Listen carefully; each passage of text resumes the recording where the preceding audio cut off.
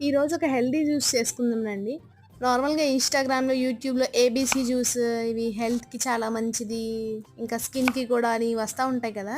So, ఈరోజు అదే చేద్దాం అనుకున్నాం. కానీ ఇంట్లో యాపిల్ లేవు. సో, ఈరోజు సీబీసీ జ్యూస్ అయితే చేసుకుందాం. ఎలా చేశానంటే అదే సీబీసీ జ్యూస్ అంటే ఏబీసీ జ్యూస్‌లో ఏ బదులు సి అయితే పెట్టాం. ఆహ్, యాపిల్ ప్లేస్‌లో కుకుంబర్ అయితే వేసాం.